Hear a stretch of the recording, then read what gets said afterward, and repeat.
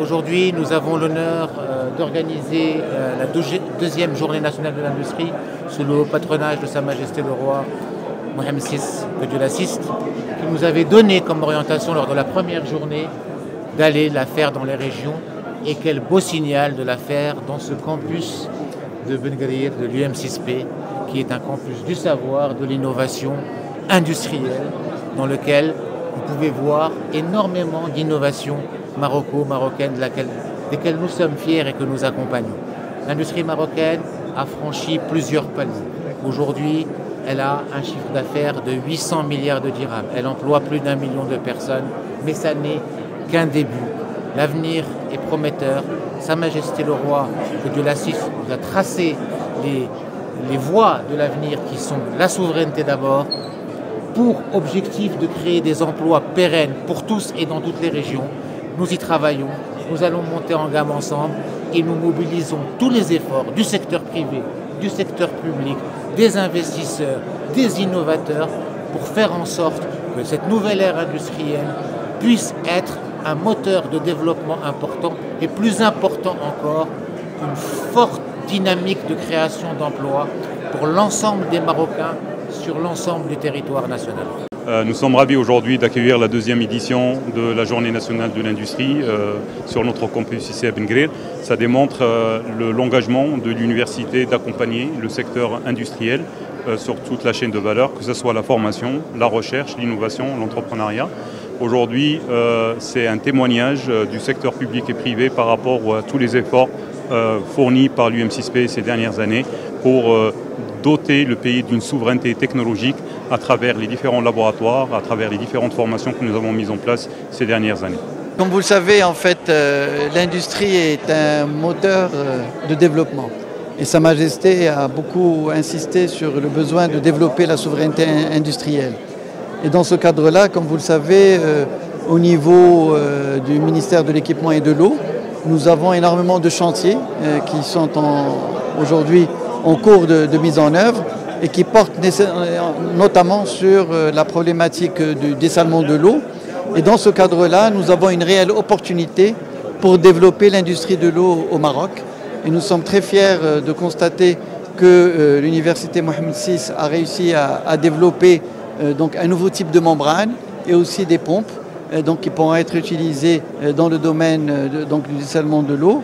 Et tout ça, en fait, montre véritablement que nous avons une réelle opportunité, pour développer une industrie nationale dans le domaine de l'eau, 2, pour assurer en fait l'intégration économique, et 3, pour pouvoir accompagner la vision royale visant essentiellement à assurer la sécurité hydrique, mais en même temps la souveraineté industrielle. Nous sommes aujourd'hui, nous participons à la journée de l'industrie.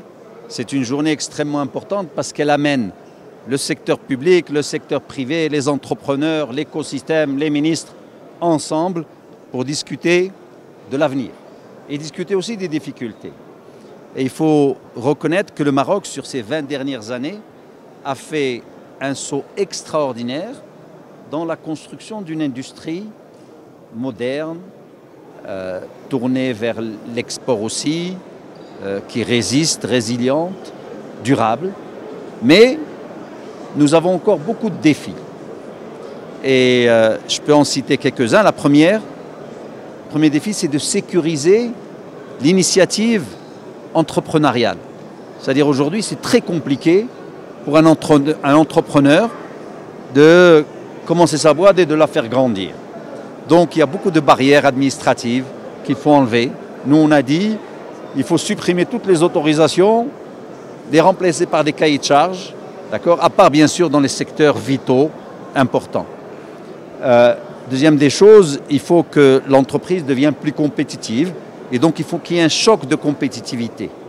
Il faut que les prix de l'énergie baissent, il faut que les prix du foncier baissent, il faut que la formation soit confiée et au public et au privé, aux professionnels qui comprennent mieux de quel profil ils ont besoin. Le troisième défi qui me semble aussi fondamental, c'est un défi autour de l'innovation. Le Maroc n'investit pas assez dans la recherche et développement. Nous investissons 0,8% du PIB alors que dans beaucoup de pays, en Corée du Sud, ils sont à 4,5%. Les pays de l'OCDE, ils sont à 2,3%. Donc il faut, et ça c'est le privé qui est frileux, ils ne croient pas en l'innovation peut-être, pas tous, mais beaucoup. Donc il faut travailler avec les universités et centres de recherche. Le quatrième défi, c'est le capital humain, vous le savez tous. Il faut former des gens en quantité pour qu'ils puissent remplir les postes qui sont en train d'être créés ou qui seront créés dans le futur. Et donc, si on fait tout cela, on a vraiment des atouts extraordinaires dans ce pays. Parce qu'on a un capital naturel qui est là. Regardez le capital énergétique. Nous avons la capacité énergétique en tonnes équivalent pétrole d'un Nigeria ou d'un Venezuela. Il y a le capital agricole et forestier, il y a l'économie bleue, tout le capital maritime.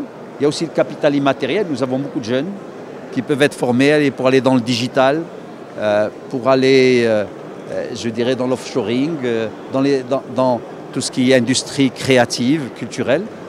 Il y a aussi le positionnement géostratégique du Maroc qui nous permet d'aller vers ces marchés. Nous pouvons être dans l'espace stratégique européen, donc pour tout ce qui est mobilité durable, tout ce qui est automobile, aéronautique, le biomédical par exemple, l'électronique. Et puis il y a le quatrième, je dirais ensemble, qui se rapporte au marché intérieur, qui est assez grand. Les matériaux de construction par exemple, tout ce qui est services. Et donc vous voyez, tout cela est important. Et bien sûr, il faut qu'on prenne en compte les tendances mondiales qui viennent. D'abord la montée en gamme. Il faut qu'on arrive à faire des produits de plus en plus complexes pour qu'on se situe en haut des chaînes de valeur. Il faut s'intégrer aux chaînes de valeur.